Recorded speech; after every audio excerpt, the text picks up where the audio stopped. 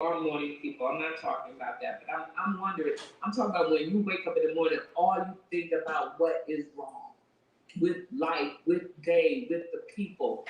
There is a low level of joy in your cup.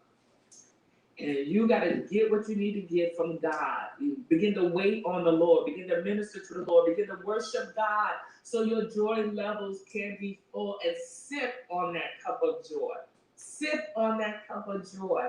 Because you know what? Oh, and other people can have what they got going on, but you know what? I'm not going to allow you to, poison my drink. I'm not going to allow you to dilute my drink of joy. Because the joy of the Lord is my strength. I got too much on my plate to do not to have what I need. I'm just making my decision. I got a lot going on. So how I'm going to make it through this season, God, you're going to be my strength. Your grace is sufficient, God. I'm going to tap into you. And I recognize you got me. You will not let me fail, God. You will be with me. You're going to help me, God. So I thank you, God, for helping me. And I know, Lord God, that you're going to infuse me with inner strength as I spend time with you. You're going to put like a Holy Ghost IV in my arm. You're going to give me what I need internally. And that you'll equip me with the strength by your grace. And I, Lord God, can stand before you. And as I worship you, Father, I begin to minister to you about all that you are and all and who you are. And then all of a sudden, the joy levels in my cup begins to rise. And I'm going to sit on that cup all day long. Check this out. And when if you have a drink of water, I got a bottle here, it's been sitting up here for a minute, for a couple of days, because I have not really been drinking it.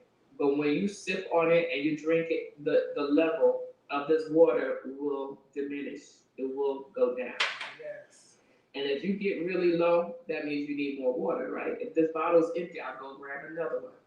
Or I'll go fill it up, put it under the spigot and fill it up with water. When your joy level is low, go fill up. How do I fill up, God?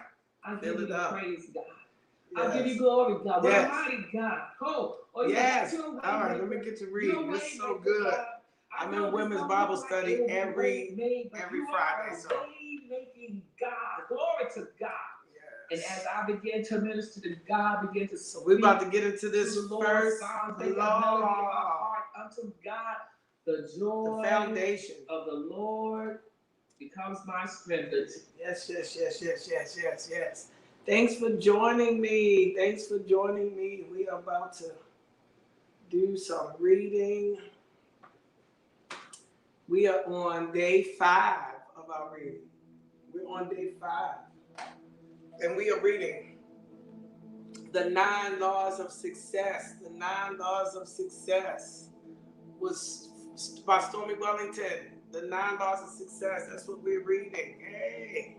So this is our 30-minute read, lunch and learn, 30 minutes of personal development. This is our, hey lady, 30 minutes of personal development. If you are available, as soon as this ends, let me know. Because I got so caught up. I forgot yesterday was Thursday and I had homework for class last night. And I just got caught up. So if you are available, as soon as this ends, we're going live. As soon as this ends, we're going to knock it out. Because I got to get it. I got to get that testimony. Girl, I got to get that testimony. Yes. All right, so we are in chapter 10. Chapter 10. The number 1, we have the 9 laws of success. 9 laws. So the first law, purpose, foundation. So this is the foundation. Why? That simple word is a simple question. Why? Why? Why do you want to change? Why do you want to become successful in the first place? Your why is your foundation. Your why is your purpose. These are the reasons why you purchased this book. You attend seminars and you are trying to improve your state. A successful man is one who can lay a firm foundation with the bricks that others throw at him. David Brinkley. It's been said that your why has to be big enough to make you cry. Okay, that's good. But why would you want to cry? I say that your why has to be big enough to make you fly. Hey, brothers, hey. To make you fly. Usually when I ask someone this question one-on-one, what is your why?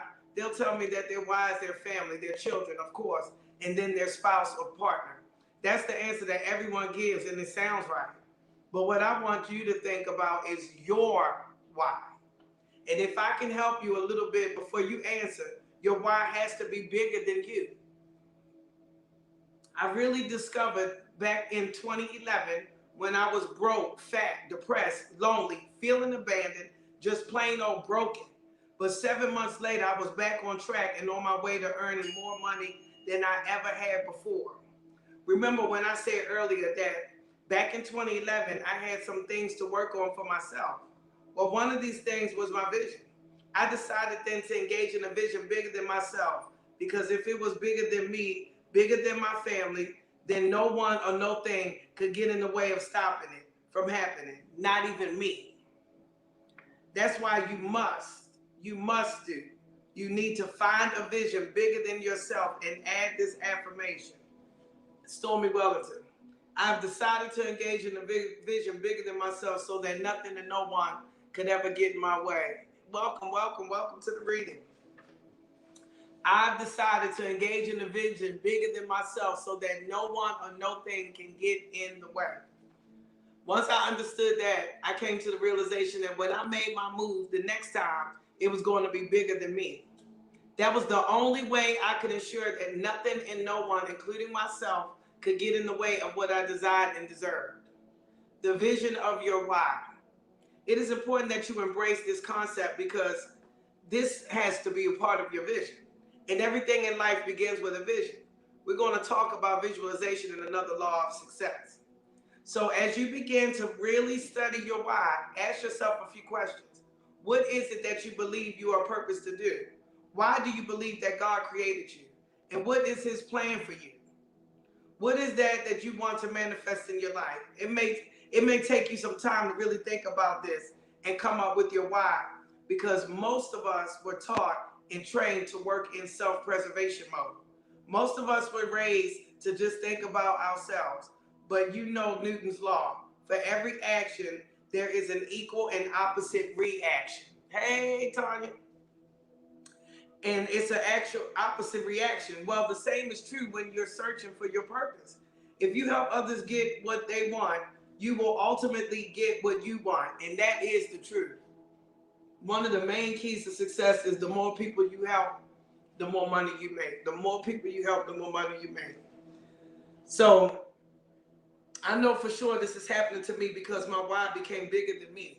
After I lost everything and I got on my knees and cried out to God, I received the revelation that this time around, it was going to be about his people. That it is his people that's his most prized possession. His people. That was when I threw aside my materialistic goals. That was when I put aside and stopped thinking about all the things that I wanted to buy. And of course, they were still on my list, but they were no longer at the top of my goals because I decided to shift my focus. I wasn't going to serve myself. I was going to serve God first, of course, and then turn my focus to his people. His people. I was going to do everything I could to make an impact on as many people as I could. Once I made my goal about standing up for women, about being an example and a voice, about helping as many achieve their goals as I could, my life changed completely. The success I had before this time, I turned up. I was like my success was on steroids. Instead of making $1 million in a year, I was blessed to be doing that every few months now. And of course, as you all know, now every month she's making $1 million. And that, instead of every few months. So when you think about why you want success, think about how you can make an impact. Who is your success going to serve? Who is your success going to build when a person looks at you? The answers to these questions will become your foundation. And when you have a strong foundation, your success will be built upon solid ground. Your why has to be big enough to make you fly. Stormy Wellington.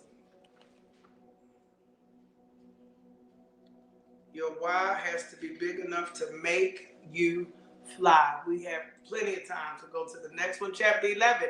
Number 2, belief. Belief. What is belief? Simply, it is the acceptance that a statement is true. That definition is the reason why belief is one of the most important laws. If you believe that you can achieve something, you are right. On the other hand, if you believe that you cannot accomplish a certain task or objective, you are also right. Whatever you believe, you are right. Whatever, oh, see, she said that. That's crazy. Whatever you believe is right, Stormy Wellington. We all say that. I've been saying that for years. Remember, belief is the acceptance of a statement as true. So whether you believe you can or you believe you cannot, you are absolutely right. Whichever way you believe. Here's the thing about belief. It takes the same amount of energy to believe that you can do something as it takes for you to believe that you cannot. So if that is true, then it makes more sense to put your energy into the positive. It makes more sense to put your energy into believing. We were born to believe, born to achieve. The universe has been set up for us to do that.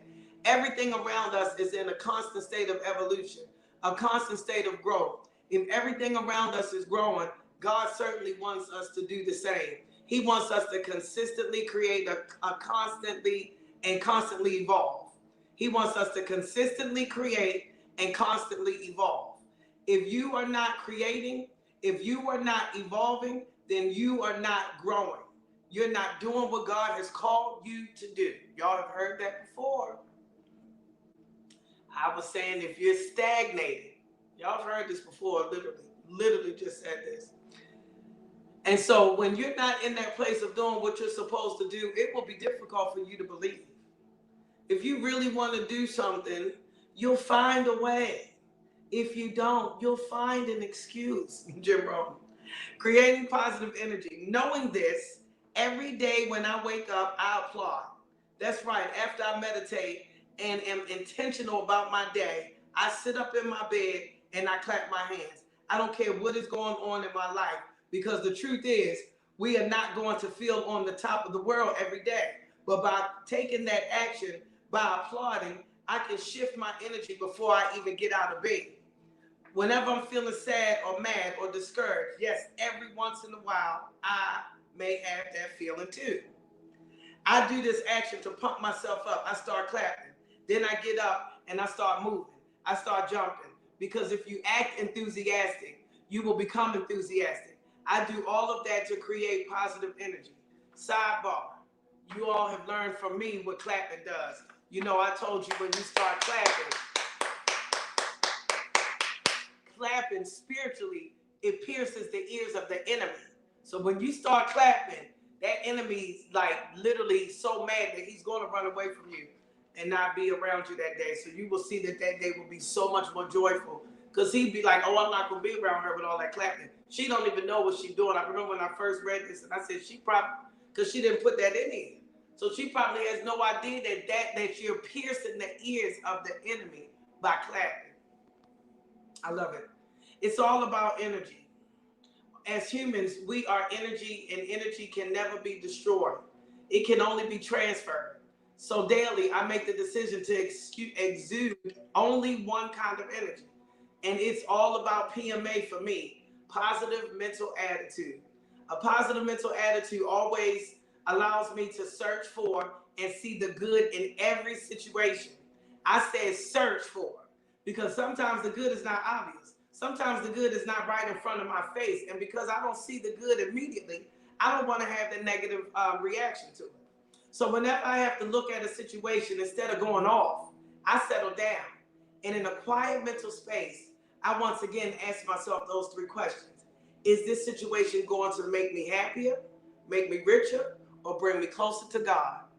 Happier, richer, or closer to God? And so once I've answered those questions, I go to the next level. Should I handle the situation now or tuck it away and deal with it later? Asking myself those questions allows me to be one in control at all times, because the one who is in emotional often loses control. And asking those questions keeps me in a good energy space. These questions help me to stay focused on what is it that I want. Notice what I said, focused on what I want, not the other way around. I put all of my energy into the positive. Let's take a situation that many of us have been in. Let's say that you have a bill that you don't have the money to pay. Right now, what usually happens in that situation, Well, you focused on the bill and not having the money, right? But think about that. How crazy is that? Why would you focus on a bill if you don't have the money to pay it?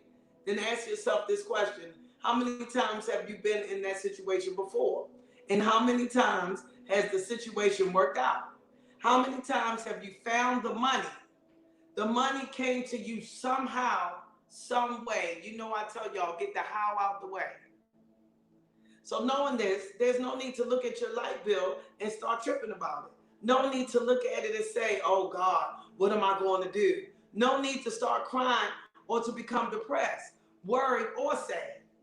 That light bill gets paid every single time, and you know it. So do away with all that negativity. In order to succeed, we must first believe that we can. Nikos Kazantzakis. The truth about positive energy is not just about financial situations. Staying positive works in everything. I'm sure you've experienced what many people have. Betrayal by a family or a friend. Someone you love said something bad about you or did something bad to you. It may seem at the moment as if your world will come to an end. However, if you look back on those situations, a couple of things are true. One, you're still alive. And two, the situation probably made you stronger. I'm sure it did. At the very least, you learned some lesson. You grew. And that's always the objective. Always. Faith is part of belief. There may be no greater example of faith than the moment before Jesus died on the cross. As he hung with his hands and feet nailed to the wood, he cried out to the Father, forgive them, for they know not what they do. In every part of our life, Jesus is our standard. But there's no greater example of faith and positivity than in Jesus's final moments. That should be our example. If we ever find ourselves being negative behind something that happened or something that someone did, the fastest mood changer is prayer. Pray for the person, the situation, and then turn it over to God. This way, not only do you know the situation will be handled, but you know the situation will be handled well. Faith isn't the ability to believe long and far into the misty future. It's simply taking God at his word and taking the next step. Joni Eareckson Tada. That is what faith is all about. And faith and belief are like cousins or spouses. However, you want to look at it. However you want to look at it, faith and belief go together, hand in hand. They are one and the same. If you want to believe, you must have faith. Here's something that I want you to think about. What is it that you believe that you deserve? Ask yourself that question seriously. Do you deserve to go to work every day and work 40 hours a week? Do you deserve to be living on a 40-40 plan? You know that plan when you work 40 years, then retire on 40% of your income. How is that supposed to work when you're challenged by living on 100% of your income now? Do you really deserve that? Do you really believe that you were created just to work a job and pay bills and finally retire and die? You can't possibly believe that. When I was younger, that was my thought process. And guess what? That was what I thought.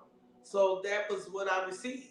I worked, I paid my bills. I thank God it wasn't time for me to retire and I didn't die. My greatest gratitude, however, is that I discovered there was way more for me to do. And I believed it. From the bottom of my heart, I believed that I deserved a great family, good health, a beautiful home.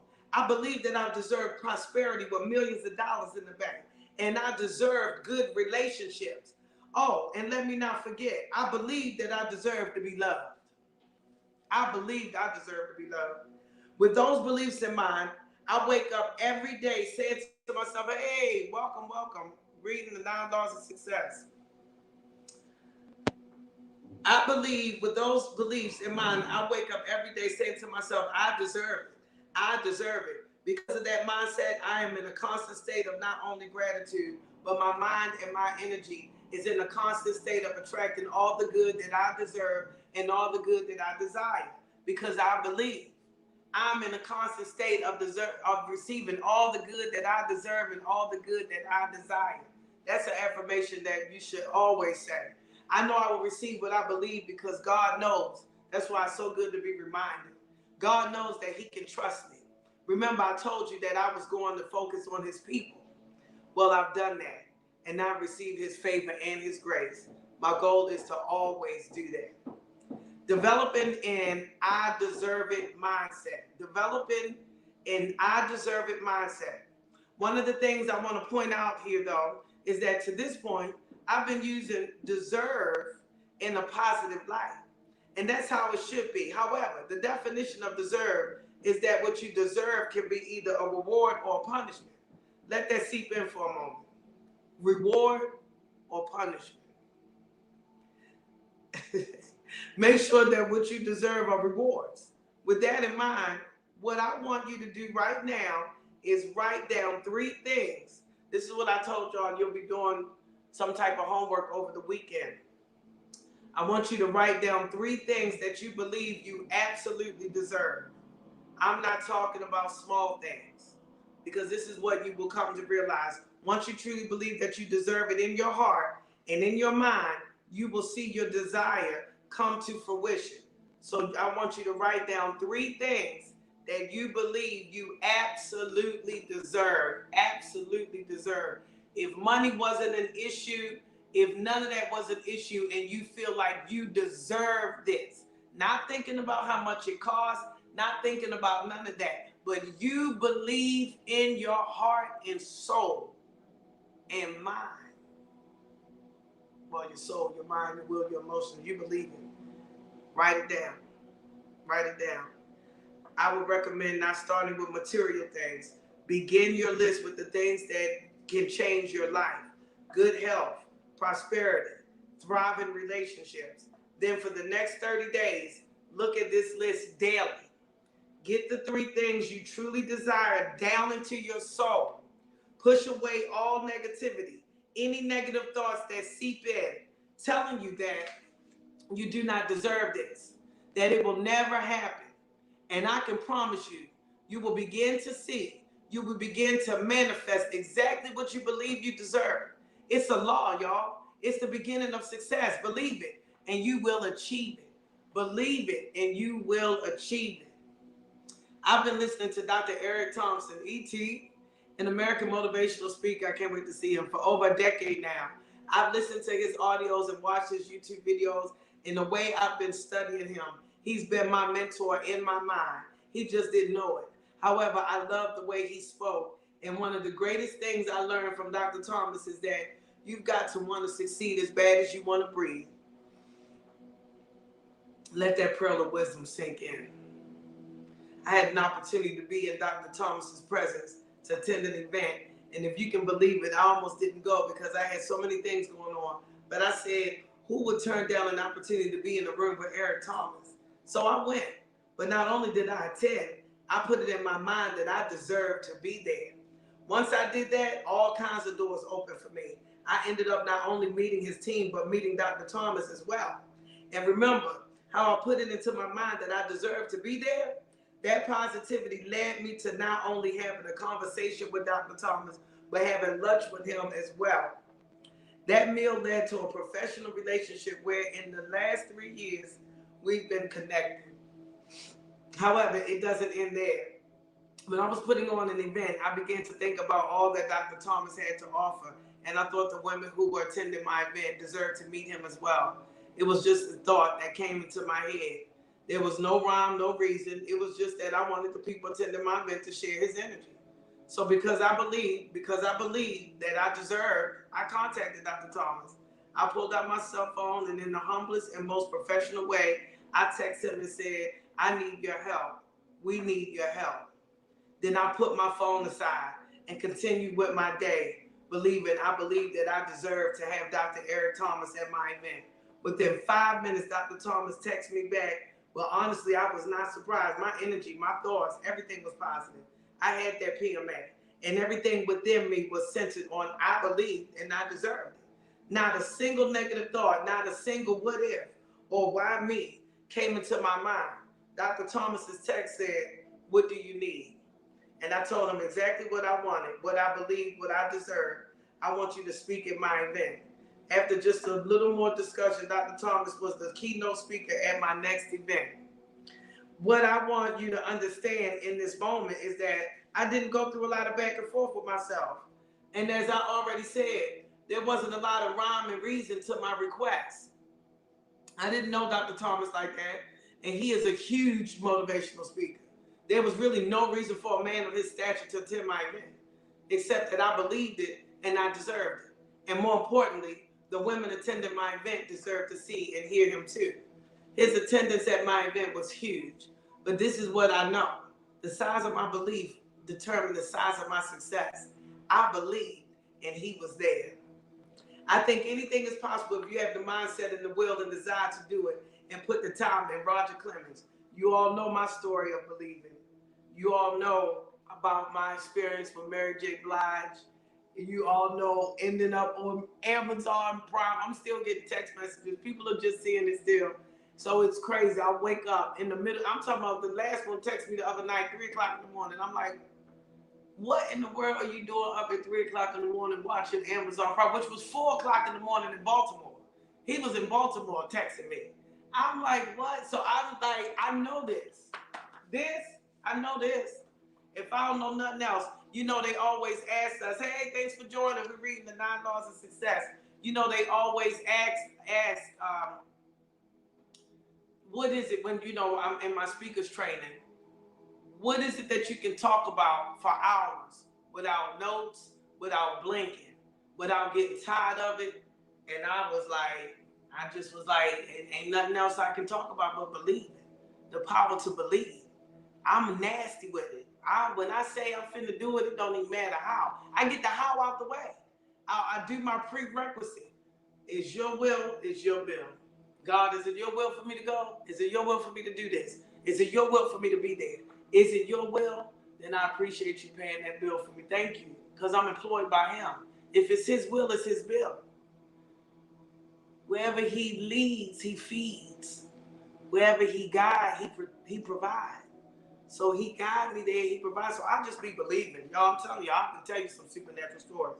I've already started writing it. Trust me, I've already started writing them out.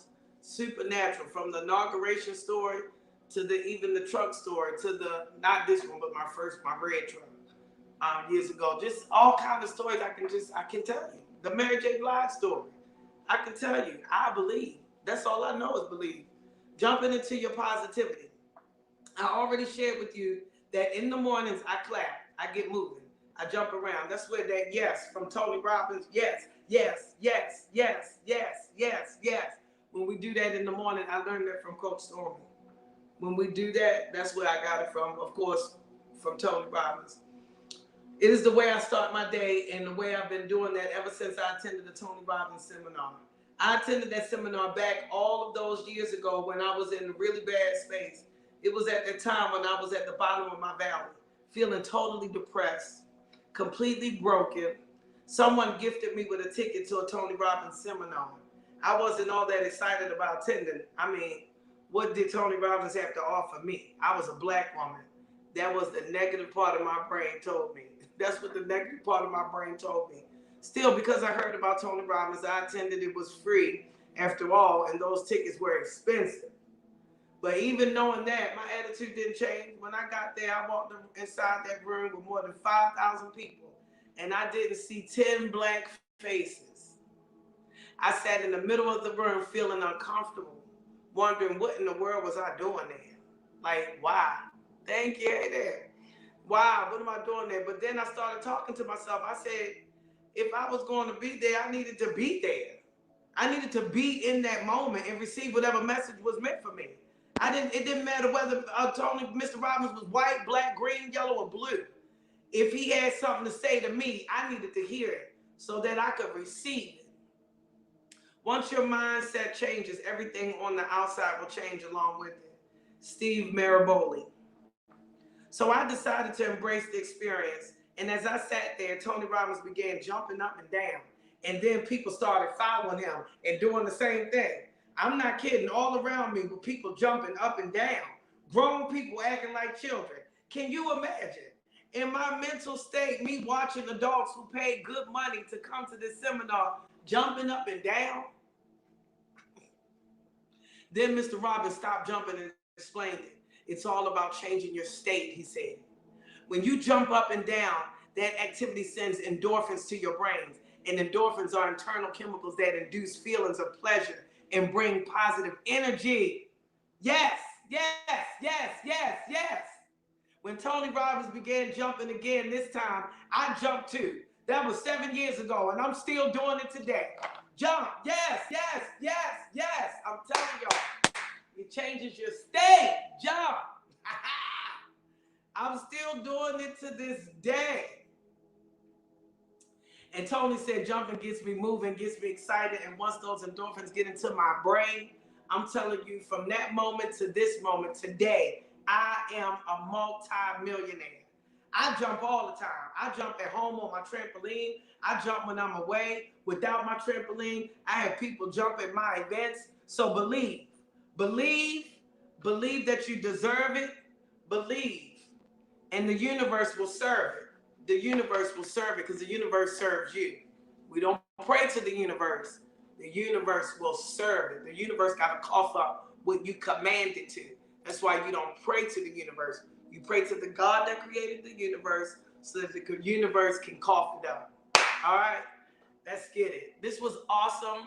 31 minutes and 20 seconds. I'm sorry for the extra minute. But I love y'all. Do that assignment. Remember, write down 3 things, not material. Write down 3 things that you know, that you know, that you know, that you know, that you deserve, that you deserve it, that you deserve it, that you deserve it, you deserve it, you deserve it. Remember, you deserve it, Tanya, Burley, Onika, you deserve it. R. Conaway, Maryland in the house, DMV, Nisha, you deserve it. You deserve it, you deserve it, you deserve it. You all deserve it. Remember it. Write it down this weekend. And for the next 30 days, you're going to look at that list. I'm telling you, we are preparing for a 90-day run. Y'all just stay in the loop when I send stuff out, because I'll be doing a free 3-day masterclass. What is it? 3-day free masterclass.com. There's nothing going to it yet, but I got the domain.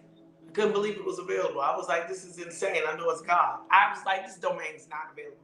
Not only that, but the 3 was available too. So the 3 and the 3. Because I asked my coach in class last night, I said, do I do the 3 or the 3? She said, they watching you on TV. They're only going to type in what they hear. They're not going to even look at the screen. Some of them might be listening to you washing dishes. She said, get both. And literally, God is so good. Where he guide, he provide. Both domains was available. I said, nuh-uh. Both. The number 3 and the 3. Typed out. 3.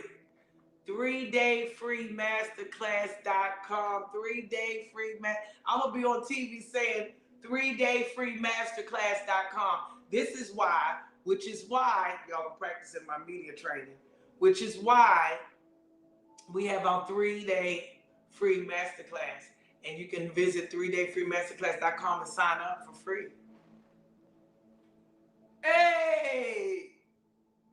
I'm getting it down. Hey, I love y'all. Be blessed. Thanks for joining me again.